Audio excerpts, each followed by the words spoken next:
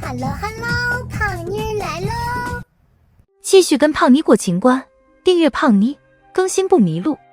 中秋家宴上，果郡王的荷包骤然掉落，皇上八卦之心四起，打开一看，是甄嬛的小象。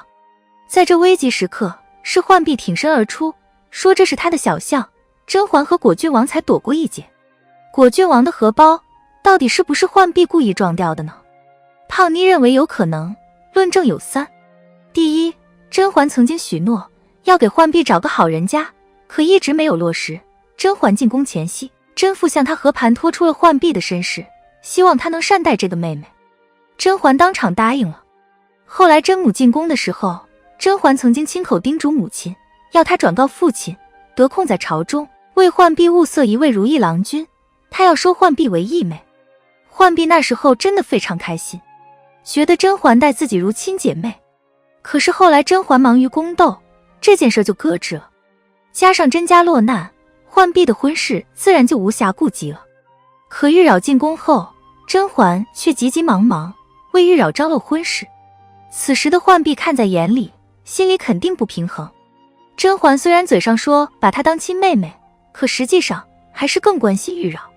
所以浣碧可能觉得靠别人不如靠自己，与其等待甄嬛行动，不如自己去寻找合适的人选，创造机会，成就自己的姻缘。第二，浣碧爱上了果郡王，可甄嬛不想让浣碧嫁给果郡王。浣碧刚开始把目光投向了皇上，她觉得安陵容那样的女子都可以成为皇上的女人，她为何不可以？所以她精心打扮了一番，积极主动地去勾引皇上，没想到反被皇上奚落一顿。她哭着跑出去的时候，刚好碰上了果郡王。果郡王一顿猛夸，让浣碧很受用。后来由于甄嬛的缘故，浣碧和果郡王打交道的次数增多，这让她逐渐对果郡王产生了好感，并爱上了果郡王。可是甄嬛不同意她嫁给果郡王。一方面，甄嬛有自己的私心，果郡王喜欢她，她也喜欢果郡王，她不希望浣碧成为她的情敌。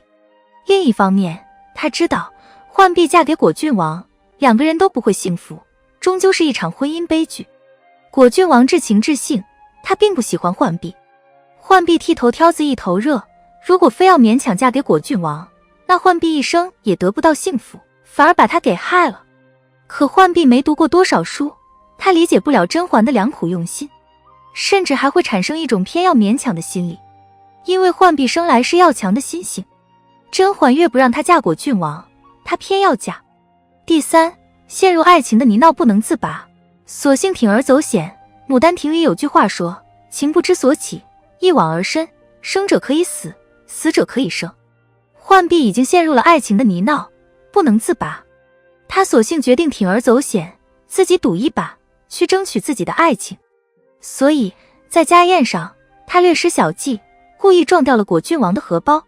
在千钧一发之际，冷静地出场，帮果郡王圆谎，告诉大家这个小象是他的。他这样做虽然很冒险，但还是有十足的把握的。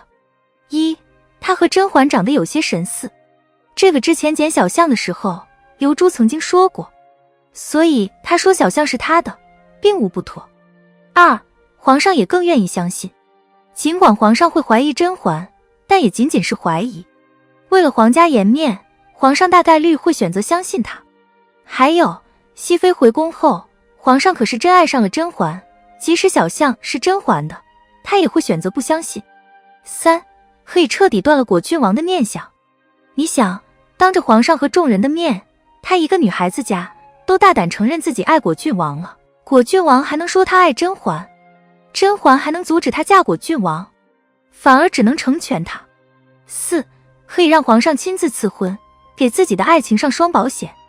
这符合浣碧的性格特点，为了出人头地，之前他可以出卖甄嬛投靠曹贵人，后来还勾引过皇上。再说现在果郡王未娶，他未嫁，争取一下自己的爱情，有什么不可以呢？至于后面会产生哪些后果，管他呢，做了再说。这也是浣碧的一种人生态度和处事风格吧。有人说浣碧是心机婊，对于浣碧的选择，胖妮无法苛责。不知他人苦，莫劝他人善。所有的因果冥冥之中自有定数。好了，本期的影片就到这里。